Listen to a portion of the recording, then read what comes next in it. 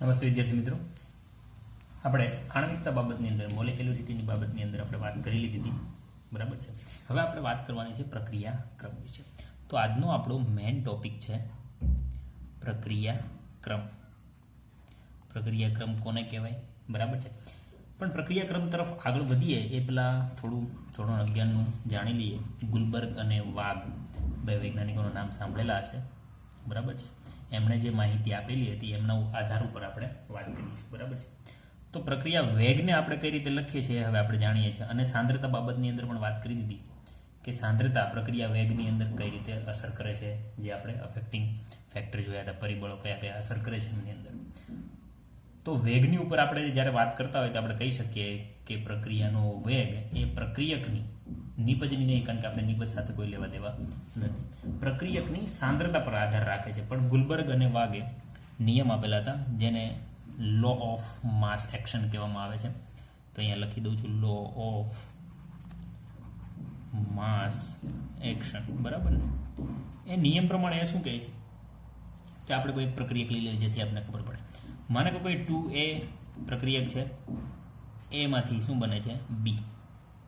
તો આપણે જાણીએ છીએ જ્યારે આપણે રેટ લખશું પ્રક્રિયા વેગ, બરાબર ને. પ્રક્રિયા વેગ કોના ઉપર આધાર રાખે છે, તો કે ભાઈ આર ચલે છે એ ઉપર, બરાબર. પણ ગુલબર્ગ અને વાગ બે વૈજ્ઞાનિક છે, ગુલબર્ગ અને વાગ, બરાબર. ગુલબર્ગ અને વાગ શું કહે છે કે ભાઈ પ્રક્રિયક જે છે એ વેગ ઉપર અસર તો કરે છે, એટલે કે પ્રક્રિયાનો વેગ છે પ્રક્રિયકની સાંદ્રતાના સમપ્રમાણમાં, પણ વધારાનું શું કહે છે તો કે એમની જે તત્વયોગમિતિ છે એની તત્વયોગમિતિ એટલે કે એના મોલ કેટલા છે, 2. તો કે 2 મોલ એ શું શેમાં રૂપાંતર થાય છે, નિપજની અંદર. તો માત્ર એમની સાંદ્રતા ઉપર નહીં પણ એમની તત્વયોગમિતિના ઘાતાંકના સમપ્રમાણમાં હોય છે. મતલબ કે એની જે તત્વયોગમિતિ સહગુણક જે છે 2, એમના વર્ગ પ્રમાણે વેગ આધાર રાખે છે, બરાબર છે. આ રીતે વાત કોણે કરી, ગુલબર્ગ અને વાગે. સમજી ગયા છો. મતલબ કે કોઈ આપણે ઉદાહરણ લઈએ, જેમ કે મારી પાસે ઉદાહરણ હોય આપણે N2 અને H2 શેમાં રૂપાંતર થાય, એમોનિયાની અંદર, બરાબર છે. હેબર વિધિની વાત કરીએ, આમને આપણે સંતુલન કરી દઈએ. તો સંતુલન કરવા જઈશું તો આપણે અહીંયા 2 તો છે જ ઓલરેડી, અહીંયા 2 મૂકી દઉં અને અહીંયા 3 મૂકી દઉં. હવે આમના માટે મારે વેગ નિયમ લખવો હોય, બરાબર છે, ગુલબર્ગ અને વાગ પ્રમાણે, તો હું N2 H2 માટે કઈ રીતે લખી શકું, તો કે ભાઈ રેટ ચલે છે કોના સમપ્રમાણમાં, તો કે પ્રક્રિયકના, એટલે કે N2, બીજો પણ પ્રક્રિયક છે અહીંયા કોણ છે, H2, એમની સાંદ્રતાના સમપ્રમાણમાં. પણ ગુલબર્ગ શું કહે છે, માત્ર સાંદ્રતા નહીં, એમના જે તત્વયોગમિતિ છે એમના ઘાતાંકના સમપ્રમાણમાં. તો N2 ની તત્વયોગમિતિ કેટલી છે, 1. મતલબ અહીંયા કોણ આવશે, 1. ના લખો તો ફરક ના પડે. પરંતુ H2 ની તત્વયોગમિતિ કેટલી છે, 3. તો જ્યારે પણ આ 11મા ધોરણનો એક ટોપિક હતો તમને યાદ કરાવી દઉં, તો અહીંયા એમણે એમ કીધું કે આ 1 અને 3 એટલે કે ઘાતાંકના સમપ્રમાણમાં પણ વેગ ચલે છે. હવે એ સમજી લઈએ કે શું છે એ બધું, બરાબર. તો જે 1 ને 3 છે, 1 ની વાત કરીએ તો 1 ઇઝ ઇક્વલ ટુ શું થશે, એને જ કહેવામાં આવે છે પ્રક્રિયાનો ક્રમ. N2 ની સાપેક્ષે 1 શું છે, N2 ની સાપેક્ષે પ્રક્રિયા ક્રમ, અને 3 એ શું છે, H2 ની સાપેક્ષમાં સાપેક્ષ પ્રક્રિયા ક્રમ. આ માત્ર N2 નો તમને પ્રક્રિયાક્રમ પૂછે તો એ કેટલું છે, તો કે એમની જે ઘાત છે એમ શું થઈ ગયું, એમનો પ્રક્રિયાક્રમ. અને H2 ની બાબતની અંદર તમને પ્રક્રિયાક્રમ પૂછે તો એમની ઘાત જે છે એ થઈ ગયું એમનો પ્રક્રિયાક્રમ. હવે ટોટલ જે રિએક્શન છે હેબર વિધિની, N2H2 એમોનિયા બને છે, એમનો પ્રક્રિયાક્રમ પૂછે, મતલબ પ્રક્રિયાક્રમ, કુલ પ્રક્રિયાક્રમ, એટલે કે ટોટલ પ્રક્રિયાક્રમ શું છે. શું કામ એવું કહું છું, કારણ કે મોસ્ટલી તમને કોઈ પ્રક્રિયકનો પ્રક્રિયાક્રમ નહીં પૂછે, પૂરેપૂરી રિએક્શનનો જ પ્રક્રિયાક્રમ પૂછશે. તો શું કરવાનું છે ભાઈ, 1 + 3 ઇઝ ઇક્વલ ટુ શું થઈ જશે, 4, બરાબર છે. આવી જ રીતે હું કોઈ બીજી રિએક્શન લઉં, જેમ કે સ્મોલ a એ કેપિટલ એનો સહગુણક છે, એ જ રીતે આપણે કોઈ બી લઈ લઈએ, સ્મોલ b એ કેપિટલ b નો સહગુણક છે, ને એમાંથી નિપજ મળે છે c. વસ્તુને સમજો, આ a, b અને c જે સ્મોલ છે એ શું છે, એકબીજા કેપિટલના સહગુણક. એમના માટે આર ચલે છે શું થઈ જશે, તો ગુલબર્ગ અને વાગ પ્રમાણે કેપિટલ a એની ઘાત કેટલી થઈ જશે, a. એ જ રીતે બીજો પણ પ્રક્રિયક છે કેપિટલ B, એમની ઘાત કેટલી થઈ જશે, સ્મોલ b. સિમ્પલ વસ્તુ. તો પ્રક્રિયાક્રમ પૂછવામાં આવે તો કુલ પ્રક્રિયાક્રમ શું થઈ જશે? A પ્લસ બી, બરાબર. અને પ્રક્રિયાક્રમને n વડે બતાવવામાં આવે છે. તો A plus B is equal to શું થઈ ગયું? n કોણ છે? પ્રક્રિયાક્રમ. આ છે ગુલબર્ગ અને વાઘ પ્રમાણ. પણ મેં વાત કરી હતી ભાઈ, આખું ચેપ્ટર પ્રાયોગિક છે, મતલબ પ્રયોગના અંતે જ કોઈ પુરાવા જ્યારે મળશે એમના અંતે જ કોઈ બાબત ઉપર આપણે ચોક્કસ થઈશું. તો ગુલબર્ગ અને આ જે વાઘની વાત હતી એ અમુક જે પુરાવા મળ્યા એમાં ખોટી પડી. મતલબ કે વાત સાચી છે કે ઘાતાંકના સમપ્રમાણમાં હોય છે, પણ હરેક વખતે ઘાતાંક એમનો સહગુણક હોય એ જરૂરી નથી. સિમ્પલ વસ્તુ છે. મતલબ હજી આપણે થોડીક આગળ વાત કરીએ. હવે માનો કે ગુલબર્ગ અને વાઘને હવે ભૂલી જાઓ, સાઈડમાં બીજું લખું છું. મને આ જ રિએક્શન છે, જેમ કે કેપિટલ એ છે એમના સહગુણક સ્મોલ એ, બીજો પ્રક્રિયક છે કેપિટલ બી એમનું સહગુણક સ્મોલ બી, એ જ એ નિપજ આપે છે. નિપજ જે હોય કોઈ લેવા દેવા નથી, કારણ કે પ્રક્રિયાક્રમની અંદર માત્ર જવાબદાર ફેક્ટર કોણ છે? તો કે પ્રક્રિયકની સાંદ્રતા. જવાબદાર ફેક્ટર કોણ છે? પ્રક્રિયકની સાંદ્રતા, બરાબર. હવે હું વાત કરું કે પ્રક્રિયાક્રમ શું છે. આ તો શું થયું? પ્રાયોગિક પુરાવામાં ખોટું પડ્યું. મતલબ અમુક કેસની અંદર આ લાગુ પાડી શકાય છે, અમુક કેસની અંદર, હરેક કેસની અંદર લાગુ પાડી શકાતું. એટલું બધું હું એમ પણ ના કહીશ 100% ખોટું છે, આ સાચું છે, પણ 100% હરેક પુરાવાની અંદર આ સાબિત થયું નથી. હવે પ્રક્રિયાક્રમની વાત કરવા જઈએ તો આર ચલે છે, બધું બરાબર છે. કોની સાંદ્રતાના? એની સાંદ્રતા અને બીની સાંદ્રતાના સમપ્રમાણમાં. પણ પ્રક્રિયાક્રમ કોને કહેશો? બરાબર છે. તો પ્રક્રિયકની સાપેક્ષમાં, પરંતુ એમની જે સાંદ્રતા છે એમના ઘાતાંકના સમપ્રમાણમાં ચલે છે. તો સાંદ્રતા તો અહીંયા લેવાની છે. હવે ઘાતાંકની જગ્યાએ એ અને બી નથી લખતો, શું લખવું જોઈએ? એક્સ અને વાય. હવે પૂરી મારી વાતને સમજજો. કેમ મેં એક્સ ને વાય લખ્યા? ગુલબર્ગ શું લખતા હતા? તો કે જે એમના સહગુણક છે એ જ લખતા હતા, પણ મેં અહીંયા શું કર્યા? એક્સ અને y. Maybe x is equal to a હોઈ શકે, બી છે એ વાય બરાબર હોઈ શકે, પણ અહીંયા છે નહીં. એ કોઈ પણ કિંમત હોય છે, બરાબર. ગુલબર્ગ જે સહગુણક મૂકતા હતા, હરેક કેસની અંદર સહગુણક હોય એ જરૂરી નથી. અને ખાસ આપણે વાત કરી હતી પ્રક્રિયાનો વેગ માત્ર પ્રક્રિયકની સાંદ્રતા તેમજ એમાં ઉપર રહેલા પાવર એટલે કે ઘાતાંકના સમપ્રમાણમાં ચલે છે. તો આ થઈ ગઈ પ્રક્રિયાક્રમ. હવે તમને પ્રક્રિયાક્રમ પૂછે કે ચલો રિએક્શનનો પ્રક્રિયાક્રમ બતાવો, તો પ્રક્રિયાક્રમ ઇઝ ઇક્વલ ટુ શું બતાવશું આપણે? n is equal to x plus Y. આ શું થઈ ગયું? એમનો પ્રક્રિયાક્રમ. કમ્પ્લીટ વસ્તુ છે.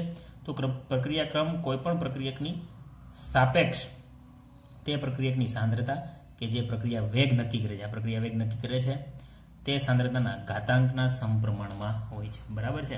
તો અહીંયા હું તમને એમની વ્યાખ્યા તમે કહી શકો, લખીએ તો પ્રક્રિયાનો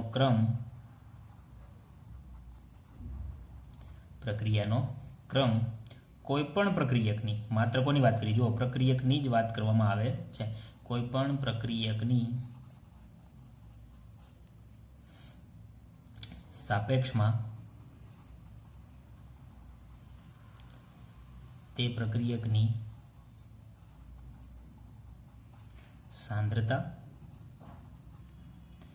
તેમજ સાંદ્રતાના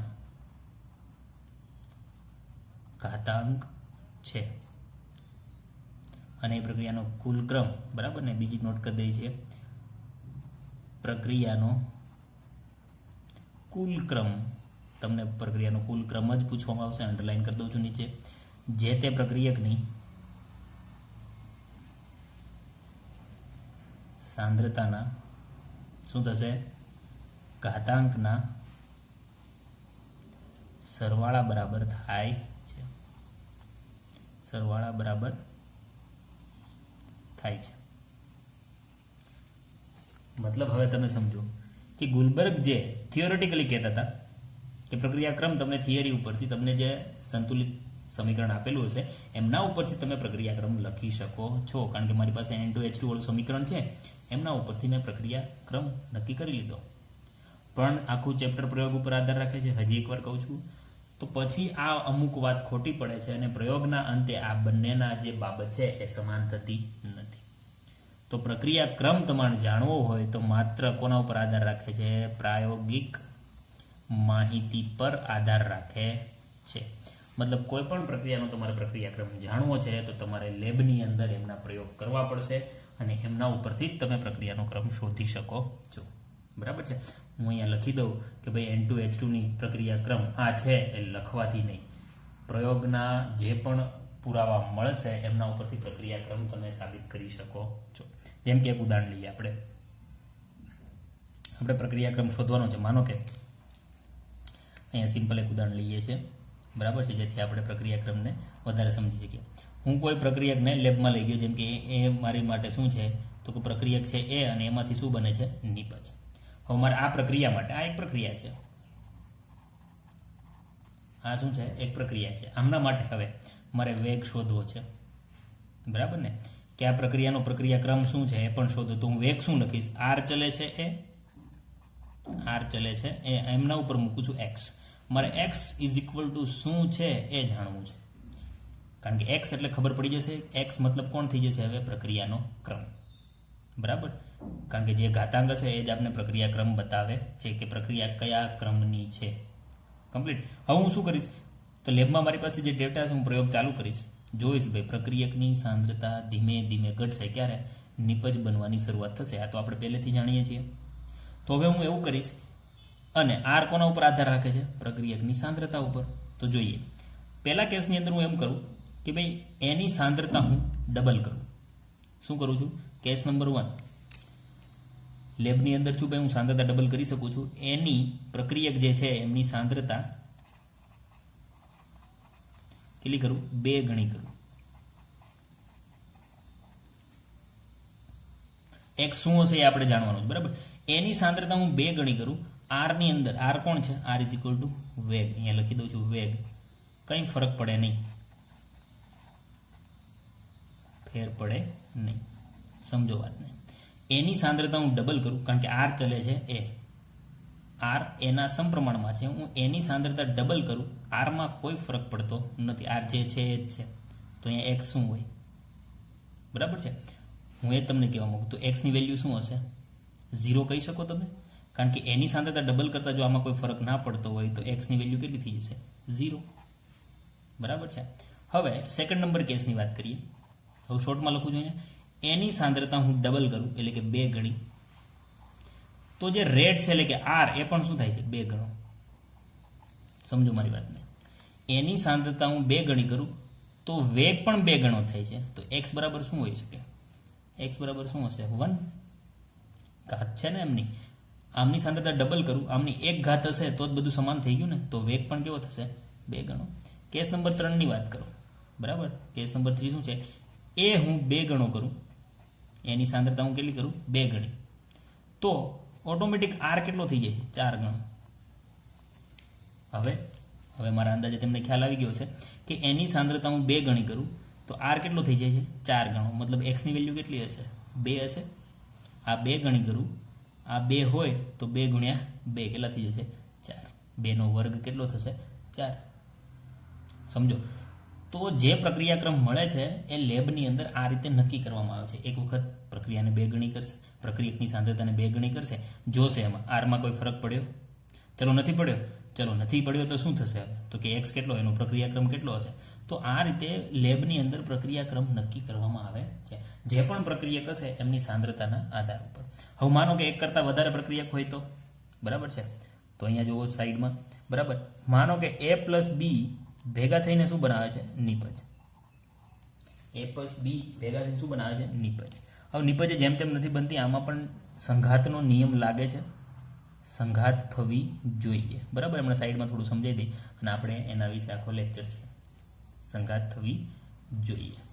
સંઘાત શું છે? મતલબ એ અને બીના પરમાણુ અથડાવવા જોઈએ, અને એક પોઈન્ટ ઉપર આવીને અથડાવવા જોઈએ. મતલબ એનો પરમાણુ આ છે, બીનો પરમાણુ આ છે, તો એક સાથે બંને જ્યાં પોઈન્ટ ઉપર ભેગા થઈને અથડાશે એ અથડામણ યોગ્ય ઉર્જાવાળી, એટલે કે યોગ્ય અથડામણ હશે તો જ એ પરમાણુ શેમાં રૂપાંતર થશે?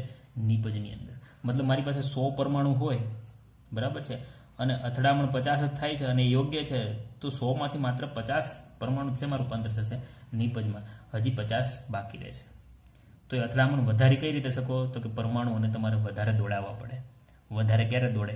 જ્યારે તમે એને વધારે પડતી એનર્જી આપો ત્યારે. આપણે કેટાલિસ્ટની વાત કરેલી હતી. એ અથડામણ અથવા એમનો જે વેગ છે, બરાબર છે, વધારો કરશે, અથવા સક્રિયકારક એનર્જીમાં શું કરશે? ઘટાડો કરશે.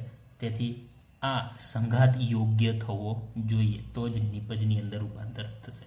ઓકે, આપણે સાંદ્રતા પર આવતા હતા. હવે એ અને બી પ્રક્રિયક માટે આર શું લખી શકું? આર ચલે છે એની સાંદ્રતા અને વધારે કોણ છે હજી? બીની પણ સાંદ્રતા. હવે આ બંનેની સાપેક્ષમાં વેગ નક્કી કરવો હશે તો આની ઉપર શું મૂકી દો? એક્સ અને વાય. મારે શું જોઈએ છે? એક્સ શું હશે, વાય શું હશે. સેમ ટ્રીક એ જ રહેશે. એની સાંદ્રતા ડબલ કરો, જુઓ ફરક પડે છે કે નહીં. નથી પડતો? નથી પડતો તો એક્સની વેલ્યુ શું થઈ જશે? 0. બરાબર. એ જ પોઈન્ટ ઉપર બીની સાંદ્રતામાં પણ ફેરફાર કરો. જો બીની સાંદ્રતામાં ફેરફાર કરતા આરમાં ફરક પડે છે, કેટલો ફરક પડે છે એ બાબત એને નક્કી કરશે 1, 2 જે હોય. પછી ટોટલ પ્રક્રિયાક્રમ તમારે આ બંનેનું શું કરવાનું રહેશે? સરવાળો.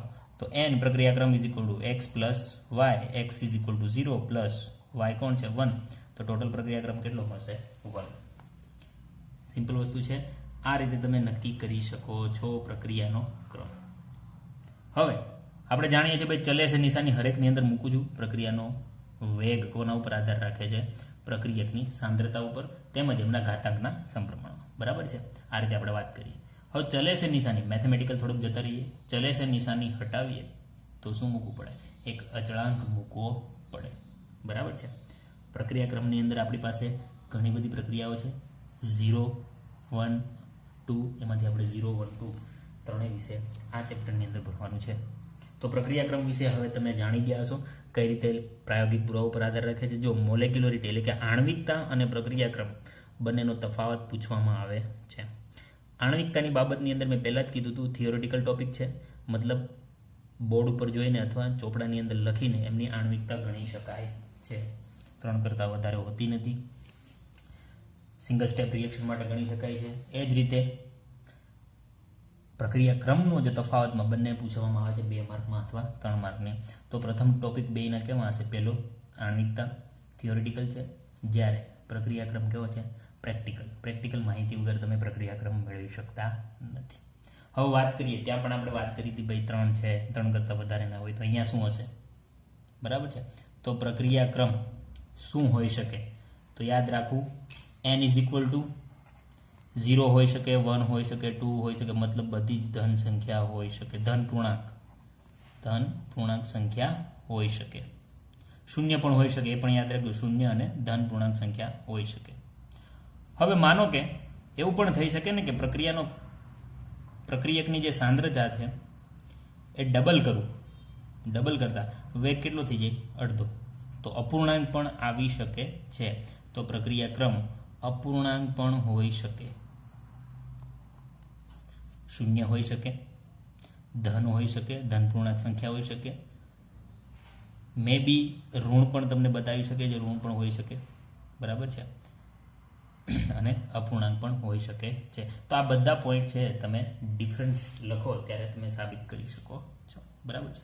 હવે વાત કરીએ મેથેમેટિકલી. આપણે વાત કરી તેમ આર ચલે છે એ અને બી, તો ચલે છે નિશાની હટાવીએ તો શું આવે એમની વાત કરીએ. તો વાત કરીએ આપણે વેગ અચળાંકની. હવે અચળાંક શબ્દ મેં આપ્યો જ, મતલબ સમજી ગયા છો કે ચલે છે નિશાની હટાવીને આપણે કોઈક અચળાંક મૂકવાનો છે. બરાબર છે. તો ફરીથી રિએક્શન એ લખી દઈએ કે કોઈ એ પ્રક્રિયક છે, એમાંથી શું બને છે? નિપજ, અથવા સાથે સાથે ડી પણ પ્રક્રિયક તમે લઈ શકો છો. કોઈ પ્રોબ્લેમ નથી એમાં, ગમે તેટલા હશે, કોઈ એનો ઇસ્યુ થવાનો નથી. બરાબર છે. હવે આજે આપણે રીત લખીએ છીએ આર ચલે છે એની સાંદ્રતા અને એમનો જે પ્રક્રિયાક્રમ છે એ શું છે? એક્સ. કોઈ જાણતું નથી, કારણ કે પ્રાયોગિક માહિતી ઉપર આધાર રાખે છે. ચલો ઓકે, આટલી વસ્તુ આપણે સમજવાની હતી અહીંયા. તો આપણે અત્યારે ચલે છે નિશાની હટાવો. આ જે આપણે લખીએ છીએ એમને રેટ લો કહેવામાં આવે છે, એ પણ યાદ રાખજો. વેગ નિયમ શું કહેવામાં આવશે? વેગ નિયમ. તો હવે આર ચલે છે એ અને એમનું જે પાવર છે ઘાતાંક એક્સ, ચલે છે નિશાની હટાવી દઈએ તો આર ઇઝ ઇક્વલ ટુ શું થઈ જશે? કે એ ની ઘાત એક્સ. હવે અહીંયા લખી દઉં છું સાઈડમાં કે શું છે? બરાબર છે. તો કે ખાસ યાદ રાખવાનો છે કે શું થઈ જાય છે? વેગ અચળાંક. કે શું થઈ જશે? વેગ અચળાંક. હવે માની લો કે પ્રક્રિયકની જે સાંદ્રતા છે હું શું મૂકી દઉં 1 મોલ, તો R ઇઝ ઇક્વલ ટુ શું થઈ જશે? K થઈ જશે. સિમ્પલ વસ્તુ ને, કારણ કે અહીંયા 1 આવી જશે, કારણ કે સાંદ્રતા કેટલી? A, એની ઘાતાંક જે પણ હોય તો અહીંયા શું આવી જશે? Only K. બરાબર છે. તો R ઇઝ ઇક્વલ ટુ શું થઈ જશે? K. તો એ ટાઈમે કે જ્યારે વેગ કોના ઉપર આધાર રાખતો હતો? જે માત્ર અચળાંક ઉપર, ત્યારે એમને વિશિષ્ટ વેગ અચળાંક તરીકે ઓળખવામાં આવે છે. વિશિષ્ટ વેગ અચળાંક. સમજો વસ્તુને. વિશિષ્ટ વેગ અચળાંક ક્યારે કહેવામાં આવશે? જ્યારે પ્રક્રિયકની સાંદ્રતા કેટલી થઈ જાય? 1 મોલ. ઓકે, તો હવે હું માનું ત્યાં સુધી તમને પ્રક્રિયાક્રમ વિશે અંદાજો આવી ગયો છે. તો હવે વાત કરવાની છે કેની. આ પોઈન્ટ ઉપરથી આપણે કેનો એકમ જોવાનો છે. એ કેનો એકમ શું હોઈ શકે છે? પણ કે વિશે હવે તમે જાણો છો, બરાબર છે. તો આ સૂત્ર ઉપરથી હું કેને સૂત્ર કરતા બનાવી દઉં. આર ઇઝ ઇક્વલ ટુ કે વેગ ઇઝ ઇક્વલ ટુ કોણ? તો કે વેગ અચળાંક અને પ્રક્રિયકની સાંદ્રતા અને એમના ઘાતાંકના સમપ્રમાણમાં છે. તો ત્યાંથી આપણે કેને સૂત્ર કરતા બનાવીએ તો એમના એકમો કયા કયા મળે છે આપણે જોવાના છે. કારણ કે એમસીક્યુની અંદર કેના એકમો પૂછવામાં આવે છે. હરેક પ્રક્રિયાક્રમ માટે 0 માટે, 1 માટે પ્રક્રિયાક્રમ કયો હશે, 2 માટે પ્રક્રિયાક્રમ કયો હશે, એ બાબત જાણવા માટે અહીંયા પ્રક્રિયાક્રમમાં એકમ પૂછવામાં આવે છે. તો કેની વાત કરીએ તો કે ઇઝ ઇક્વલ ટુ શું થઈ જશે? આરના છેદમાં એ આવી જશે. મતલબ કે પ્રક્રિયક જે પણ હોય એમનો વેગના છેદમાં શું આવી જશે? એની સાંદ્રતા અને એમની એક્સ ઘાત.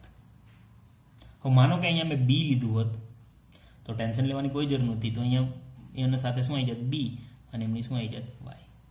હવે તમે જાણો છો કે એક્સ અને વાય શું છે? જે તે પ્રક્રિયકના, જે તે મતલબ કોણ? એ અને બી. જે તે પ્રક્રિયકના પ્રક્રિયાક્રમ અને કુલ પ્રક્રિયાક્રમ શું થશે? તો કે n is equal to x plus y, કુલ પ્રક્રિયાક્રમ. ચલો ઓકે. હવે આમના ઉપરથી આપણે કેનો એકમ જાણવાનો છે. તો સિમ્પલ રીતે આરનો એકમ આપણે પહેલાં સાબિત કરી દીધું છે. આર ઇઝ ઇક્વલ ટુ શું થાય? તો કે સાંદ્રતામાં થતો ફેરફાર. વેગ બરાબર શું હતું? બરાબર ને, અંતર ભાગ્યા સમય. પણ અહીંયા આપણે કેમિસ્ટ્રી છે તો સાંદ્રતાના ફેરફારમાં છેદમાં સમય. તો સમયનો તો સેકન્ડ આવી જ જશે. બરાબર છે. અને ડાયરેક્ટલી તમે આ સૂત્રનો ઉપયોગ કરીને તમારે જો એકમ શોધવો હોય તો પણ મળી જાય. જેમ કે આપણે બધા સૂત્રની કિંમત મૂકી દઈએ. આર ઇઝ ઇક્વલ ટુ શું થાય? આપણે જાણીએ છીએ. હવે શું લખતા હતા? શોર્ટ ટાઈમ માટે ડીસી બાય ડીટી લખતા હતા આપણે. બરાબર છે. એમના જે વેગ શોધવાનું સૂત્ર. ડીસી એટલે સાંદ્રતા. સાંદ્રતાનો એકમ શું થાય? Mall per litre. મોલ પર લીટરના છેદમાં સમય છે. બરાબર. ટી ટાઈમ આપેલો છે. સમય શેમાં લઈશું? ભાઈ સેકન્ડમાં લઈએ કે મહિનામાં લઈએ કે આપણે વાત કરી દઈએ. તમે કોઈ પણ ટાઈમ, તો હું અહીંયા સમય જ લખી દઉં છું. સમય. સિમ્પલ વસ્તુ. લીટર અને સમયનો ગુણાકાર થઈ જાય એટલે લીટર અને સમય ક્યાં આવશે? તો અહીંયા આપણે લખી શકીએ મોલ લીટર ઇનવર્સ સમય ઇનવર્સ. કોનો એકમ છે? આર. તો આ સૂત્રની અંદર હું કિંમત મૂકું છું. જોજો, બરાબર ધ્યાન આપજો. તો આ સૂત્રની અંદર કિંમત મૂકું તો આરનું અહીંયા લખી દઉં. શું થશે? મોલ લીટર ઇનવર્સ અને ટાઈમનું ટી કરી દો એટલે શોર્ટમાં ખબર પડી જાય. Time inverse is equal to કેનો એકમ તમારે શોધવાનો છે. બરાબર. કે એમ રન રહેશે. અને પછી કોણ છે? એ પણ શું છે? સાંદ્રતા. તો સાંદ્રતાનો ફરી એકમ શું આવશે? Into mall per litre. સાંદ્રતાનો એકમ શું રહેશે? મોલ પર લીટર, એટલે કે લીટર ઇનવર્સ. પણ એમની ઘાત કેટલી છે? એક્સ. એક્સ આપણે એક જ પ્રક્રિયા લીધો છે તેને શું કહેવાય? પ્રક્રિયાક્રમ. તો આમનો શું કરી દઈશ? ઘાત હું એને એન કરી દઉં. કારણ કે પ્રક્રિયાક્રમ શું છે? એન. જો એક્સ અને વાય હોત તો પણ હું એન મૂકી શકત, કારણ કે બંનેનો સરવાળો કરો પ્રક્રિયાક્રમ જ થાય છે. અને ખાલી એક્સ છે તો પણ પ્રક્રિયાક્રમ, એટલે કે એન મૂકી દો. ચલો હવે આમના ઉપરથી કે ખબર પડી જાય. બરાબર છે. તો અહીંયા જ નીચે જ લખી દઉં છું ભાઈ કે બરાબર શું થાય? તો કે એને સૂત્ર કરતાં બનાવી દઈએ આપણે. તો કે ઇઝ ઇક્વલ ટુ શું થાય? તો કે મોલ પર લીટર અને એમની જે એન ઘાત છે એ ક્યાં આવતું રહેશે? સિમ્પલ વસ્તુ છે. તમે એમને અહીંયા છેદમાં મોકલી શકો છો. બરાબર. તો લખી દઈએ કે ભાઈ mall litre inverse time inverse એના છેદમાં કોણ આવી જશે? મોલ લીટર ઇનવર્સ અને એમની એન ઘાત. જુઓ બંને સેમ થઈ ગયા.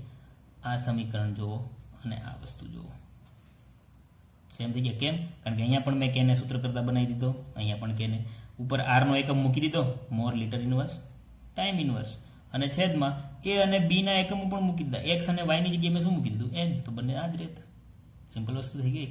તો કે ઉપર અહીંથી આ પદ આખું ઉપર જવા દઈએ આપણે, તો જે ઘાત છે એમાં શું થઈ જાય, n માઇનસ, બરાબર છે.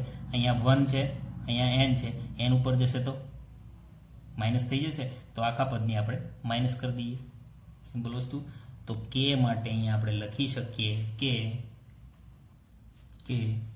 તો કે ઇઝ ઇક્વલ ટુ, બરાબર, ટાઈમ બંને છેદની અંદર પદ એક એવું છે કે ટાઈમ ત્યાં, બરાબર છે, અહીં નીચે ટાઈમ જ એક એવું પદ છે કે જે કોમન છે, તો ટાઈમને આપણે બાદ કાઢી દઈએ, ટાઈમ ઇનવર્સ, તો બધાની અંદર કોમન હોવાનું. હવે મોલ પર લીટર, છેદમાં પણ મોલ પર લીટર, એમની n ઘાત છે, ઉપર આવશે તો માઇનસ થઈ જશે, તો ટાઈમ ઇનવર્સ રહેશે, અને મોલ પર જે લીટર છે એમની ઘાત કેટલી થઈ જશે, 1 માઇનસ n, બરાબર છે. સમજો સાદું રૂપને, સાદું રૂપ તમને અહીંયા આપેલું છે. ટાઈમ એક એવું પદ છે જે કોમન રહેશે, એટલે કે ટાઈમ ઇનવર્સ આવવાનું છે બધાની અંદર. n છેદમાં છે ઘાતવાળો, એ પદને આપણે ઉપર લઈ લઈએ, બરાબર ને, ઉપર લઈ લઈએ શું થઈ જશે, માઇનસ, છેદમાં રાખો તો કંઈ વાંધો નથી, માઇનસ થઈ જશે. મોલ પર લીટર બંને કોમન થઈ ગયા, એટલે કે મોલ પર લીટરની શું ઘાત થઈ ગઈ, 1 માઇનસ n, કારણ કે અહીંયા કેટલી ઘાત છે, 1 ઘાત, અહીંયા કેટલી ઘાત આવી, n, આ આખું ઘાત ઉપર જઈએ તો માઇનસ થઈ જશે, માઇનસ n, બરાબર છે. તો ફાઇનલી આપણે સૂત્ર મળે છે, થોડું રીઅરેન્જમેન્ટ કરી દઈએ, મોલ પર લીટર, એલટી લખી દઉં છું શોર્ટમાં, એમની ઘાત થઈ જશે 1 માઇનસ n, અને ટાઈમ બધાની અંદર ફિક્સ રહેવાનો છે -1, બરાબર છે. હવે n શું થઈ ગયું અહીંયા, તો યાદ રાખો n ઇઝ ઇક્વલ ટુ પ્રક્રિયા ક્રમ શું હોઈ શકે, 0 1 2 3, મતલબ કોઈ પણ ધન પૂર્ણાંક સંખ્યા હોઈ શકે, ઋણ હોઈ શકે, અપૂર્ણાંક હોઈ શકે છે. હવે જોઈએ જુદા જુદા એકમ માટે, જુદા જુદા પ્રક્રિયા ક્રમ માટે કેનો એકમ શું હોઈ શકે. જેમ કે નંબર 1 પ્રક્રિયા ક્રમ હું શું લઈ લઉં, 0, પ્રક્રિયા ક્રમ ઇઝ ઇક્વલ ટુ 0, બરાબર. જોઈએ તો એકમ શું હશે, જુઓ તો આમાં n ની કિંમત કેટલી મૂકી દેવાની છે, 0, બરાબર છે. તો n ઇઝ ઇક્વલ ટુ શું થઈ જશે, 0, કારણ કે પ્રક્રિયા ક્રમ કોણ, n. તો k ઇઝ ઇક્વલ ટુ આ જ સૂત્રની અંદર n ની જગ્યાએ 0 મૂકી દો, મોલ છેદમાં લીટર 1 માઇનસ 0, ટાઈમ ઇનવર્સ એમને એમ જ રહેવાનું છે. 1 માંથી 0 બાદ કરો કોઈ ફરક ના પડે, તો માત્ર આ એકમ એમનું એમ જ રહેશે. તો અહીંયા શોર્ટમાં ફટાફટ લખી દઉં છું, મોલ છેદમાં લીટર એમની 1 ઘાત ને ટાઈમ ઇનવર્સ. આ થઈ ગયો શૂન્ય ક્રમની પ્રક્રિયા આવે ત્યારનો એકમ કેનો. યાદ રાખજો એમસીક્યુની અંદર પૂછવામાં આવે છે, અને આ શોર્ટ રીત છે, ડાયરેક્ટ તમારે n ની જગ્યાએ 1 2 3 કિંમત જ મૂકવાની છે. સેકન્ડ નંબર તમને પૂછવામાં આવે, ચલો પ્રક્રિયાક્રમ 1 હોય ત્યારે વેગ અચળાંકનો એકમ બતાવો. પ્રક્રિયાક્રમ કેટલો હોય, 1. 1 ઇઝ ઇક્વલ ટુ શું થઈ ગયું, n ની કિંમત, તો આ સૂત્રની અંદર 1 મૂકી દો. તો જોઈએ આપણે શું થાય છે. ભાઈ k is equal to mole per litre એમની 1 માઇનસ n ની જગ્યાએ શું મૂકવું, 1, કારણ કે હવે n ની જગ્યાએ શું મૂકવાનું છે, 1, બરાબર છે. અને ટાઈમ ઇનવર્સ એમને એમ જ રહેવાનું છે. 1 માંથી 1 જાય મતલબ ઉપરની ઘાત કેટલી આવી ગઈ, 0, બરાબર છે. એટલે ટોટલ પદ કેટલું થઈ ગયું, 1. તો k ઇઝ ઇક્વલ ટુ નો એકમ શું, માત્ર આખું પદ કેન્સલ થઈ ગયું, મતલબ 1 થઈ ગયું. તો k ઇઝ ઇક્વલ ટુ માત્ર શું વધશે, ટાઈમ ઇનવર્સ. ફટાફટ યાદ રહી જાય, એક જ એકમ છે કે ટાઈમ ઇનવર્સ તમને પૂછે ત્યારે માત્ર ખબર પડી જવી જોઈએ કે પ્રક્રિયા કેટલામાં ક્રમની છે, 1. કારણ કે આપણે સાંભળીએ છીએ કે કેમિસ્ટ્રીની અંદર ઊંધી રીતે પણ પૂછે છે, મતલબ કે જ્યારે તમને એમ કહી દે ભાઈ વેગ અચળાંકનું મૂલ્ય, શું કહી દે, વેગ અચળાંકનું મૂલ્ય 3 સેકન્ડ ઇનવર્સ છે, તો બતાવો પ્રક્રિયાક્રમ કયો હશે, પ્રક્રિયાક્રમ કયો હશે. તો માત્ર એકમ પણ જોઈએ ઉપરથી તમને પ્રક્રિયાનો ક્રમનો અંદાજો આવી જાય. વેગ અચળાંકનું મૂલ્ય આપી દીધું, મતલબ કે કેનું મૂલ્ય તમને આપી દીધું, k ઇઝ ઇક્વલ ટુ 3, પણ એકમ જોવો સેકન્ડ ઇનવર્સ ક્યારે હોય, જ્યારે પ્રક્રિયાક્રમ 1 નંબર હોય ત્યારે, બરાબર છે. તો આના ઉપરથી તમને ઊંધી રીતે પ્રશ્નો પૂછી શકે છે અને જવાબ આપણે ખબર હોવી જોઈએ. ચલો થર્ડ નંબરનો કેસ લઈએ. પ્રક્રિયાક્રમ કેટલા નંબર ઉપર હોય, 2 નંબર ઉપર. પ્રક્રિયાક્રમ ઇઝ ઇક્વલ ટુ 2, બરાબર, એટલે કે n ની જગ્યાએ શું મૂકી દેવાના છે, 2. જોઈએ તો k ઇઝ ઇક્વલ ટુ, બરાબર, k is equal to mole per litre 1 minus એનની કિંમત કેટલી મૂકવાની છે 2 ટાઈમ ઇનવર્સ એમને એમ જ રહેવાનું છે. ચલો શું થશે તો હવે તમને અંદાજો છે. એકમાંથી 2 ને બાદ કરવાના છે એટલે -1 આવશે તો ટોટલ વધશે મોલ પર લીટર એમની -1 અને ટાઈમ ઇનવર્સ. ચાલો તો આ 3 માટે આપણે જે સિલેબસમાં છે એમના ઉપરથી મેં તમને પ્રક્રિયા ક્રમ શું છે, ગુલબર્ગ અને વાઘનો નિયમ કઈ રીતે ખોટો પડ્યો છે, હરેક ટોપિક ઉપર લાગુ પાડી શકાતો નથી. 100% એ ખોટા નથી, પણ અમુક કેસની અંદર એ ખોટા છે, કારણ કે પ્રક્રિયાનો ક્રમ જે છે એ પ્રાયોગિક રીતે જ નક્કી થાય છે. વેગ અચળાંક શું છે? અચળાંકની બાબતમાં વાત કરી દીધી. વિશિષ્ટ વેગ અચળાંક ક્યારે કહેવાશે એમની વાત કરી દીધી, 1 મોલ સાંદ્રતા હોય ત્યારે. અને પ્રક્રિયા ક્રમ ઉપરથી કેના એકમ, વેગ અચળાંકના એકમ શું છે એમની પણ વાત કરી દીધી. તો હવે આપણે નેક્સ્ટ ટોપિક પર જઈએ અને પ્રક્રિયા ક્રમની વાત કરીએ કે 0 પ્રક્રિયા ક્રમ હોય ત્યારે શું થાય છે, મતલબ જેને સંકલિત વેગના સૂત્રો કહેવામાં આવે છે, બરાબર, કારણ કે આપણે સંકલન વિકલન પણ કરવાનું છે. એટલે આપણે પ્રક્રિયાનો ક્રમ જોઈએ કે 0 ઓર્ડર રિએક્શન કોને કહેવાય. મતલબ હું તમને એ કહેવા માંગુ છું કે એવી પ્રક્રિયા કેવી કે આર ચલે છે જો આપણે એ લખીએ, બરાબર છે. ઉદાહરણ તમે સમજો, 0 ઓર્ડર રિએક્શન મતલબ શું? આપણે આ ચેપ્ટરમાં આખી વખત એ જ કીધું છે કે પ્રક્રિયાનો વેગ કોના ઉપર આધાર રાખે છે? અહીંયા જોયું, પ્રક્રિયાનો વેગ કોના ઉપર આધાર રાખે છે? પ્રક્રિયકની સાંદ્રતા ઉપર. પણ હવે એવો ઓર્ડર મતલબ એક્સની વેલ્યુ કેટલી થઈ જશે? 0. મતલબ પ્રક્રિયકનો વેગ પ્રક્રિયકની સાંદ્રતા ઉપર આધાર રાખતો નથી. તો એવી કઈ પ્રક્રિયા છે કે જેમાં પ્રક્રિયકની સાંદ્રતાનું કોઈ મહત્વ રહેતું નથી, છતાં વેગ છે, છતાં પ્રક્રિયા થાય છે, તો એ થઈ ગઈ પ્રક્રિયાક્રમ. એટલા માટે જાણવું જરૂરી છે કે પ્રક્રિયાક્રમ 0 હોય ત્યારે ઉદાહરણ આપો, પ્રક્રિયાક્રમ 1 હોય ત્યારે શું થાય છે એના ઉદાહરણ આપો, અને એવી કઈ પ્રક્રિયા છે જેમાં પ્રક્રિયાનો ક્રમ 2 હોય. તો તમે મેઇન ટોપિકને સમજો કે 0નો મતલબ શું? તો કે એની જે પ્રક્રિયકની સાંદ્રતા છે કેવી થઈ જાય? 0 થઈ જાય, કારણ કે ઉપર ઘાત કેટલી આવી જશે? 0. તો આ પદ જ નીકળી જશે, તો આર કોના ઉપર આધાર રાખશે? બરાબર છે, આ પદ જ નીકળી જાય તો આર કોના ઉપર આધાર રાખશે? વેગ અચળાંક ઉપર. તો એવી કઈ પ્રક્રિયા છે કે જેમાં પ્રક્રિયકની સાંદ્રતાને કોઈ લેવા દેવા નથી? તો એ જ બાબતમાં હવે આપણે આગળ વાત કરીએ. 0 ઓર્ડર રિએક્શન, પ્રક્રિયાક્રમને ઇંગ્લિશની અંદર શું કહેવામાં આવશે? ઓર્ડર. બરાબર છે, ઓર્ડર ઓફ રિએક્શન. તો આપણે જોઈએ કે પ્રથમ, દ્વિતીય, તો સ્ટાર્ટિંગ કરી દઈએ 0 ક્રમની પ્રક્રિયા એ શું છે, બરાબર છે. તો આગળ વાત કરીએ સંકલિત વેગના નિયમ. સંકલિત વેગ નિયમો. કેમ સંકલિત વેગ નિયમો કહેવાય છે? આપણે એક સંકલિત વેગ નિયમ જોઈ લઈએ, પછી હું તમને એમનું એન્ડની અંદર કહીશ કે ભાઈ આમને કેમ સંકલિત વેગ નિયમ કહેવામાં આવે છે. જુઓ, હવે એમાં પ્રથમ આપણે ભણીએ 0 ઓર્ડર રિએક્શન. 0 ઓર્ડર રિએક્શન મતલબ શું થઈ જશે? 0 ક્રમની પ્રક્રિયા. 0 ક્રમની પ્રક્રિયા. હવે તમે જાણો છો પ્રક્રિયા ક્રમ શું છે, બરાબર છે. મતલબ n = શું લઈ લેવાનું છે? 0. મતલબ સાંદ્રતાનો જે ઘાતાંક છે શું લઈ લેવાનું છે? 0. હવે સેન્ટેન્સ લખવું હોય તો સેન્ટેન્સ પણ આ રીતે લખી શકો છો કે પ્રક્રિયાનો વેગ 0 ક્રમની પ્રક્રિયા એટલે શું? તો કે પ્રક્રિયાનો વેગ પ્રક્રિયકની સાંદ્રતાના કેના બરાબર? 0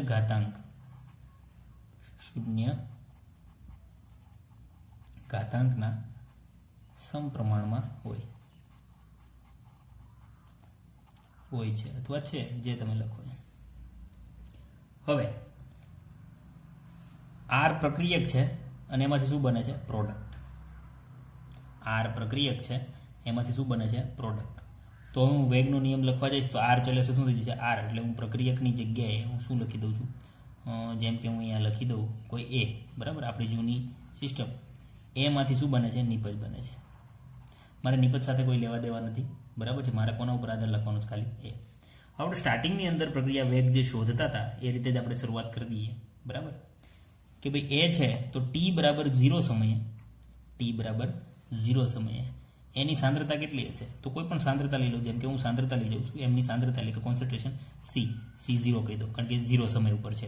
ત્યારે નિપજની સાંદ્રતા કેટલી હશે? 0.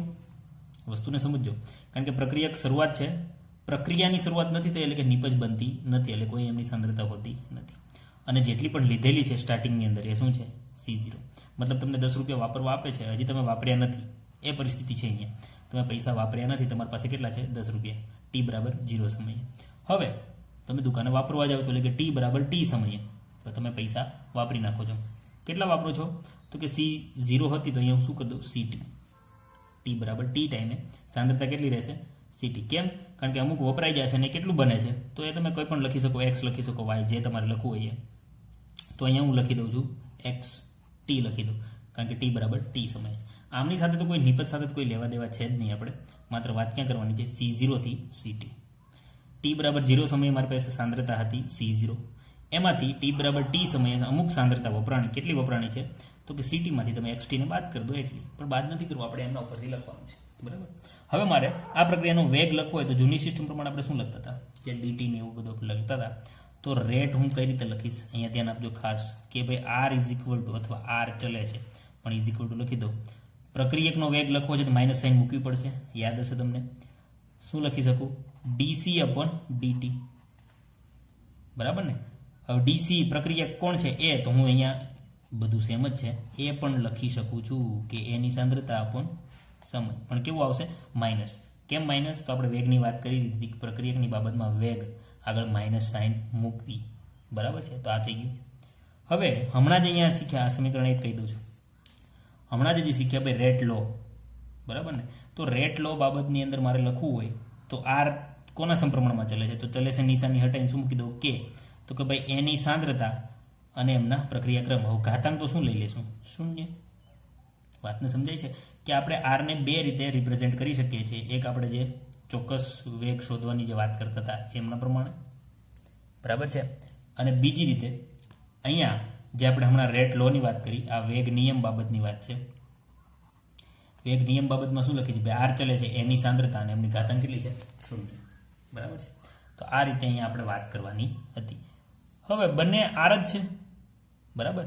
બંને શું છે r ની વેલ્યુ છે, તો બંને r કેવા હોય સમાન હોય, તો બંને r ને આપણે સરખાવી દઈએ, ઓકે. પણ અહીંયા તમે ઘાતાંક a ઉપર 0 ઘાત છે તો શું થઈ જશે, માત્ર કોણ વધશે r is equal two k જ વધવાનું છે, બરાબર ને. તો અહીંયા હું લખી દઉં છું કે આ સમીકરણ થઈ ગયું 2. બંને r ની વેલ્યુ કેવી છે સમાન, તો બંનેને બરાબર કરી દઈએ, ઇક્વલ કરી દઈએ. બંનેને બરાબર કરતા શું થશે, r is equal two r, બંનેની વેલ્યુ મૂકી દઈએ. જુઓ આમની વેલ્યુ શું છે તો કે dc બાય dt, પણ કેવી માઇનસ, તો માઇનસ dc, બરાબર છે, minus dc upon dt is equal two કોના બરાબર થશે k બરાબર. આ બંને વેલ્યુને મેં મારે સરખામણી કરી છે.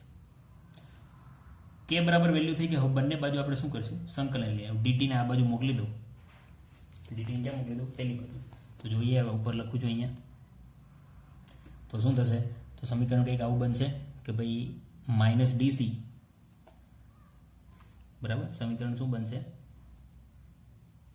Minus dc is equal two k into dt. dt ને મેં આ બાજુ મોકલી દીધું છે. બંને બાજુ સંકલન કરતા, બંને બાજુ સંકલન કરીએ. હવે સંકલન કર્યું એટલા માટે જ નામ શું આપ્યું છે સંકલિત વેગ નિયમો, એ કીધું હતું ને છેડે તમને કહીશ.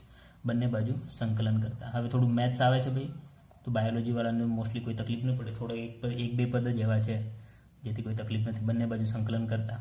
સંકલન કેટલું લેશું તો કે એની લિમિટ આપણે કઈ લેશું તો જોઈએ, સંકલનની સાઇન મૂકી દઈએ આપણે, તો કે માઇનસ સંકલનની sign dc is equal to કે અચળાંક છે એટલે એને સંકલન નહીં લાગે, સંકલન કોને લાગશે dt ને. લિમિટ શું હશે તો આપણી લિમિટ શું છે અહીંયા C0 થી CT ની, બરાબર ને. તો C0 થી CT ની લિમિટ છે. એ જ રીતે અહીંયા પણ 0 થી શેની લિમિટ છે t ની, ટાઈમ છે એટલા માટે. હવે સંકલન કરતા આપણે જાણીએ છીએ કે લિમિટ લગાડશું. dc ની લિમિટ કેટલી છે તો અહીંયા આપણે મૂકી દીધી C0 થી CT, પણ dc નું સંકલન કરો તો શું થઈ જશે c, બરાબર છે. તો અહીંયા શું વધશે માત્ર c, અને એમની લિમિટ થઈ જશે C0 થી CT ઇઝ ઇક્વલ ટુ કે એમને એમ રહેશે. dt નું સંકલન શું થઈ જશે t, બરાબર ને, t, પણ એમની લિમિટ એમને એમ રહેશે 0 થી લઈને t સુધીની. આ પદને તમે ભૂલી જાઓ તો વાંધો નથી, તમને ડાયરેક્ટ પદ લખતા આવડવું જોઈએ. કમ્પ્લીટ વસ્તુ. હવે બંને લિમિટ લગાડીએ. પહેલા અપર લિમિટ લાગે, પછી લોઅર લિમિટ લાગે. મેથ્સ વાળાને ખબર જ હશે. તો અહીંયા લિમિટ લગાડી દઈએ તો કોઈ માઇનસ, પહેલા અપર લિમિટ લગાડીએ એટલે સીટી માઇનસ C0, પછી લોઅર લિમિટ કે એમને એમ રહેશે. પહેલા અપર લિમિટ પછી નીચેની લિમિટ, તો ટીને લિમિટ લગાડી દઈએ તો ટી માઇનસ શું થઈ જશે? 0. ચલો, આ પદમાં તમને ખબર પડી હશે. માત્ર લિમિટની જ વાત કરેલી છે, બીજું કંઈ નથી. અને આ પદ તમે કેન્સલ કરી દો તો વાંધો નથી. ચલો, હવે ધ્યાન રાખો. હવે માઇનસને આપણે પહેલી બાજુ મોકલી દઈએ, બરાબર છે? એટલે આપણે માઇનસ બધી જગ્યાએ નડે નહીં. તો માઇનસને પહેલી બાજુ મોકલી દઈએ તો અહીંયા શું વધશે? C t minus C0 is equal to માઇનસને આ બાજુ મોકલી દઈએ તો આ માઇનસ કે ટી માઇનસ 0 મતલબ શું વધશે? ટી. તો આપણે ફાઇનલ સૂત્ર મળી ગયું છે, CT minus C0 is equal to minus KT. બરાબર છે? આ રીતે તમે સાબિત કરી શકો છો. C0 અહીંયા લીધેલું છે. હવે માત્ર અહીંયા સીટી રાખીએ તો સીટી ઇઝ ઇક્વલ ટુ શું થઈ જશે? Minus KT plus C0. બરાબર છે? તો આ રીતે આપણે સાબિત કરી શકીએ છીએ. હવે ગ્રાફ દોરીએ આપણે. તો આ બધા આ જે સમીકરણ આપણે મળ્યું છે એમને આપણે સરખામણી કરીએ y બરાબર mx પ્લસ c સાથે. આ મેથ્સ વાળાને ખબર છે કે ગ્રાફમાં જે y સાથે જે કિંમત સુસંગત આવે છે એ y અક્ષ ઉપર લેવાની છે, x સાથે જે કિંમત આવે છે એ x ઉપર લેવાની છે. c મતલબ જે આંતરછેદ આપણે કહીએ છીએ, બરાબર ને? ઇન્ટરસેપ્ટ કહેવાય, સોરી, બરાબર? જે મૂલ્ય મળે છે ક્યાંથી ગ્રાફની શરૂઆત કરીએ એમની માહિતી મળશે. તો આ રીતે આપણે ગ્રાફ દોરીએ જેનાથી આપણે વધુ ખ્યાલ આવે, બરાબર છે? તો જુઓ, x અક્ષ ઉપર શું આવશે? સમય. y અક્ષ ઉપર શું આવશે? અંતિમ સાંદ્રતા એમની, બરાબર છે? આરની જે સાંદ્રતા છે આપણે ટી બરાબર ટી સમયે. તો ગ્રાફ આપણે અહીંયા હું સાઈડમાં બતાવી દઉં છું તમને. આ થઈ ગઈ y અક્ષ, આ થઈ ગઈ x અક્ષ. x ઉપર શું લેવાનું છે? સમય, એટલે કે ટી. અને કોની વાત કરવાની છે? પ્રક્રિયકની. તો પ્રક્રિયકની સાંદ્રતા સમય સાથે શું થશે? ઘટશે. તો એ વસ્તુ યાદ રાખવાનું છે. અને અહીંયા આપણે લેવાનું છે સાંદ્રતા, બરાબર? y અક્ષ ઉપર શું છે? સાંદ્રતા. અહીંયા આપણે આપેલી છે. તો સ્ટાર્ટિંગની અંદર જે સાંદ્રતા છે કેટલી હશે? સ્ટાર્ટિંગની અંદર જેમ C0 લીધી હતી આપણે, બરાબર છે? સ્ટાર્ટિંગની સાંદ્રતા કેટલી હશે? C0, મતલબ કંઈ વપરાયા વગરની. સમય જતાં એમાં શું થશે? ઘટાડો. સમય જતાં એમાં શું થશે? ઘટાડો. પોઈન્ટને આગળ આપણે અડાડી દઈએ. તો આ જે અહીંયા જે ઢાળ મળશે, તમે ઢાળ શોધો તો m એ કોનું મૂલ્ય બતાવે છે? ઢાળનું. તો યાદ રાખજો, સ્લોપ કેટલો મળશે? માઇનસ k બરાબર. બરાબર? તો હવે અહીંયા જે C0 મળ્યું, બરાબર? C ઉપર શું મળે? C0. તો આપણે જે આ ગેપ લઈએ છીએ એ મૂલ્ય શું થઈ જશે? C0. તો આ ટોટલ ગ્રાફની અહીંયા શરૂઆત થઈ. કમ્પ્લીટ વસ્તુ છે. હવે આપણે t બરાબર 0 સમય લઈ લઈએ. t બરાબર 0 સમય, કારણ કે t બરાબર 0 સમય લઈએ તો એમની સાંદ્રતા કેટલી મળે છે એ પણ આપણે ચેક કરવાનું છે. તો અહીંયા મૂકી દઈએ ભાઈ આપણે t બરાબર 0 સમયે.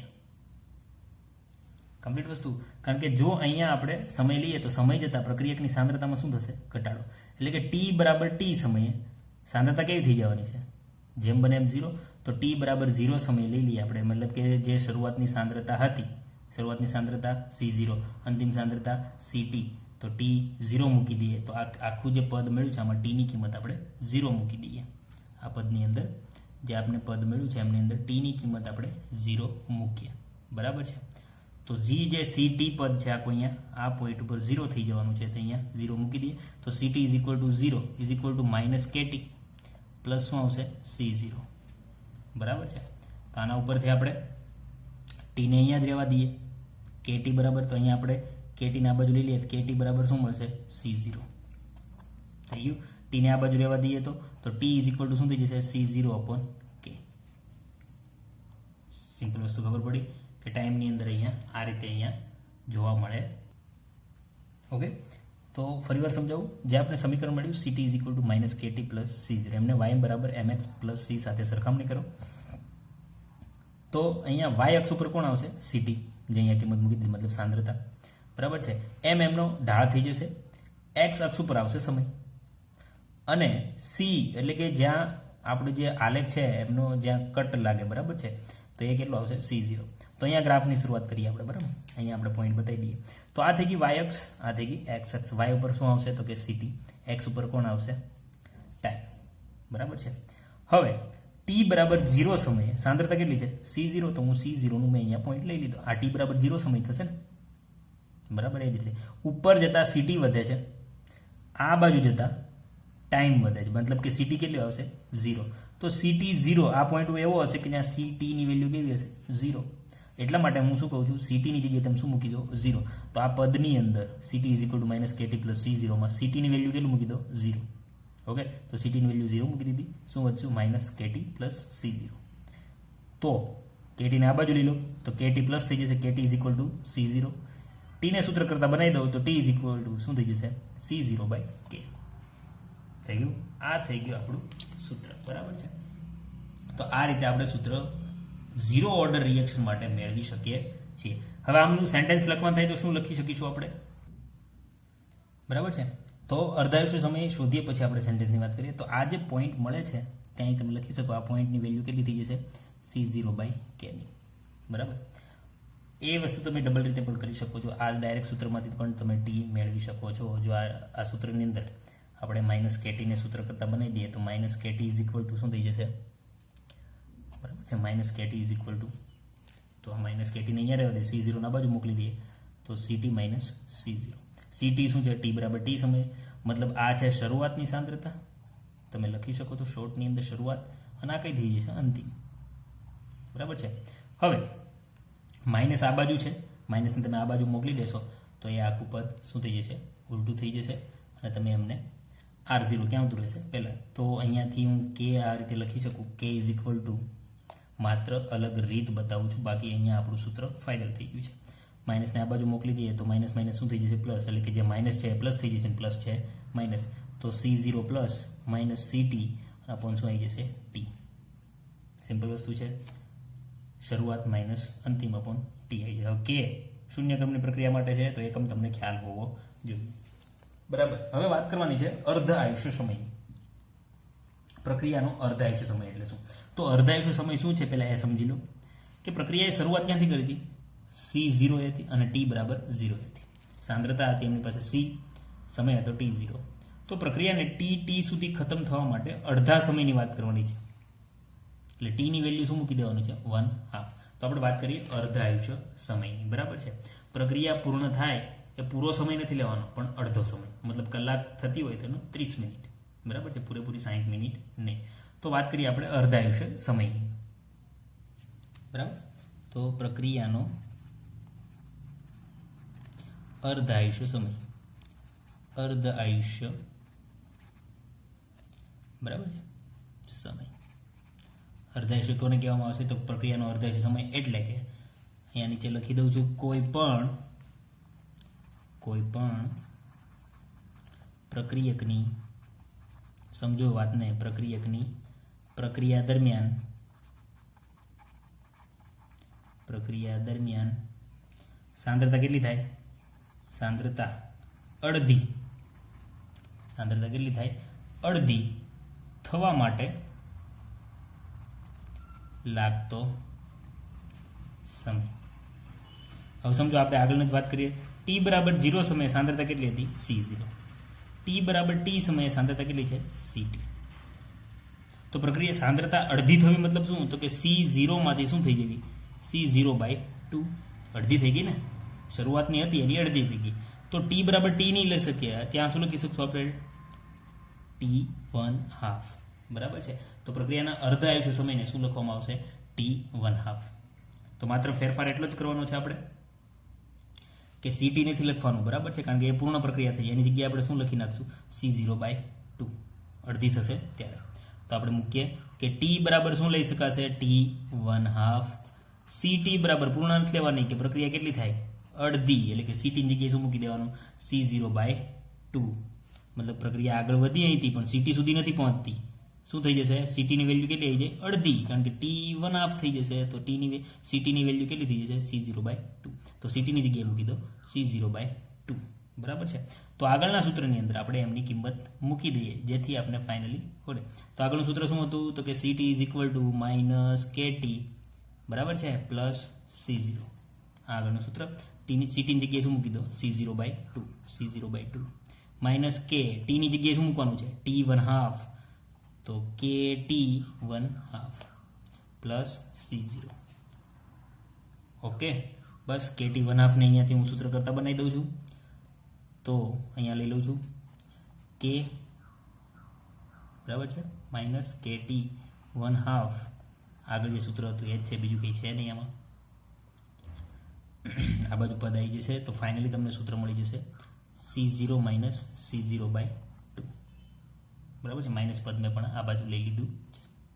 ઓકે, હવે C0 માંથી માઇનસ C0 છે, બે પૂર્ણ થઈ પદ કેટલું આવી જાય C0/2. આખું પદ તમને આ રીતે મળે છે. કમ્પ્લીટ વસ્તુ છે. આગળનું જે સૂત્ર આપણે તાર્યું હતું કે K બરાબર જે લખવાનું છે એમાં પણ તમે ડાયરેક્ટ કિંમત મૂકી શકો છો, અને આ સૂત્રની અંદર કિંમત મૂકો તો પણ કંઈ ખોટું નથી. કારણ કે આગળ આપણે શું વાત કરી હતી, CT અહીંયાથી તમે T ને સૂત્ર કરતા બનાવી દો તો પણ તમને વેલ્યુ અહીંયા મળે છે. બરાબર છે, K અહીંયા આપેલો છે, K આમ આ બાજુ લઈ જશે તો ક્યાં જતો રહે છે, છેદની અંદર. ઓકે, તો આપણે ફાઇનલી જે સૂત્ર મળ્યું એ થઈ જશે T1/2 is equal two C0. K ને પણ આ બાજુ છેદમાં લઈ જઈએ, છેદમાં શું આવી જશે 2K. ચાલો, તો T1/2 આપને આ રીતે મળે છે. હવે આમની બાબતમાં સેન્ટેન્સ લખવું હોય તો શું લખી શકીએ, એક શૂન્ય પ્રક્રિયા અહીંયા લખી દઉં. સેન્ટેન્સ ખાસ યાદ રાખજો, શૂન્ય ક્રમની પ્રક્રિયાનો અર્ધ આયુષ્ય સમય કોના ઉપર આધાર રાખે છે, પ્રક્રિયાનો અર્ધ આયુષ્ય સમય કોના ઉપર આધાર રાખે છે, અર્ધ આયુષ્ય સમય એટલે શું થઈ જશે T1/2. બરાબર ને, T1/2 કોના ઉપર આધાર રાખે છે તો કે શરૂઆતની સાંદ્રતાના સમપ્રમાણમાં. બરાબર ને, તો અર્ધ આયુષ્ય સમય શરૂઆત, C0 કોણ છે, શરૂઆત અથવા મૂળ સાંદ્રતા ના સમપ્રમાણમાં અને વેગ અચળાંકના વ્યસ્ત પ્રમાણમાં. વેગ અચળાંક K કોણ છે, વેગ અચળાંકના વ્યસ્ત પ્રમાણમાં હોય છે. બરાબર છે, તો આ સૂત્રની અંદર જે આપણે સંકલન લગાડ્યું છે એ માત્ર થોડું એવું મેથ્સ બાબતમાં અને બાયોલોજીવાળા સંકલન કઈ રીતે થયું એ સમજી લે એટલા માટે. એ બે પદ તમારે કટ કરવા હોય તો તમે કટ કરી શકો છો અને ડાયરેક્ટલી તમે સૂત્રની સાબિતી આપી શકો છો. બરાબર છે, તો આ થઈ ગઈ શૂન્ય ક્રમની પ્રક્રિયા. હવે વાત કરી હતી ઉદાહરણની, તો ઉદાહરણ પણ અગત્યના છે. તો જોઈએ એમના ઉદાહરણ કે કઈ એવી પ્રક્રિયા છે કે જેમાં શરૂઆતની સાંદ્રતા એ એમના ઉપર ખાસ બહુ આધાર રાખતી નથી, સાંદ્રતામાં ફેરફાર કરતા વેગમાં કોઈ ફેરફાર પડતો નથી. તો જોઈએ એમના ઉદાહરણ. સૂત્ર કયા કયા મળ્યા તો આપણે સાબિત કરી દીધું. ભાઈ સૂત્ર તમારે યાદ રાખવાનું છે, CT ઇઝ ઇક્વલ ટુ બરાબર છે C0 માઇનસ KT, એ એક સૂત્ર હતું. અને અર્ધાયુષ્ય સમય માટેનું સૂત્ર હતું આપણી પાસે T1/2 ઇઝ ઇક્વલ ટુ ઉપર લખ્યું છે C0/2K. બરાબર છે, આ રીતે આપણે સૂત્રનો ઉપયોગ કરી શકીએ છીએ. હવે ઉદાહરણની વાત કરીએ, કઈ એવી પ્રક્રિયા છે જે પ્રક્રિયકની સાંદ્રતાના ખાસ ફરક પડતો નથી એમની અંદર રાખે. તો પહેલી એવી પ્રક્રિયા છે જેને આપણે કહીશું ફોટોકેમિકલ રિએક્શન. ફોટોકેમિકલ મતલબ જે પરણો દ્વારા ખોરાક બનાવવામાં આવે છે. બરાબર છે, તમે ગમે એટલા પરણો લઈ લેશો પણ ખોરાક બનશે નહીં. કોની હાજરીની જરૂર પડશે, સૂર્યપ્રકાશની. બરાબર છે, તો જે પણ એવી રિએક્શન છે કે જેમાં સૂર્યપ્રકાશની હાજરીની જરૂર પડે છે, સૂર્યપ્રકાશની કઈ કઈ રિએક્શન છે, જેમ કે વિઘટન પ્રક્રિયા થવી, એના પછી છે મિથેન લઈ લીધો હોય CH4, એમની Cl સાથે પ્રક્રિયા કરાવીએ તો અહીંયા Hμ લખેલી પ્રક્રિયા હોય. Hμ કોણ છે, બરાબર, તો 11મું ધોરણ છે, આપણે ભણ્યા છીએ. ફોટોનની એનર્જી, ઇલેક્ટ્રોમેગ્નેટિક જે વેવ આવે છે એમની એનર્જી કેટલી હોય, Hμ જેટલી. તો તમે CH4 અને Cl ની ગમે એટલી સાંદ્રતા વધારી દો, વેગ આપણે અત્યાર સુધી ભણ્યા વેગ સાંદ્રતા ઉપર આધાર રાખે, પણ ઝીરો ક્રમની પ્રક્રિયા એવી છે કે તમે પ્રક્રિયકની સાંદ્રતા ગમે એટલી વધારી દો પણ જ્યાં સુધી સૂર્યપ્રકાશની હાજરી નહીં હોય ત્યાં સુધી રિએક્શન થતી નથી. એવી રિએક્શનને શું કહેવાય, ફોટોકેમિકલ રિએક્શન. બરાબર છે, પછી હજી એક એવી રિએક્શન છે જેને ડિકમ્પોઝિશન, વિઘટન પ્રક્રિયા કહેવામાં આવે.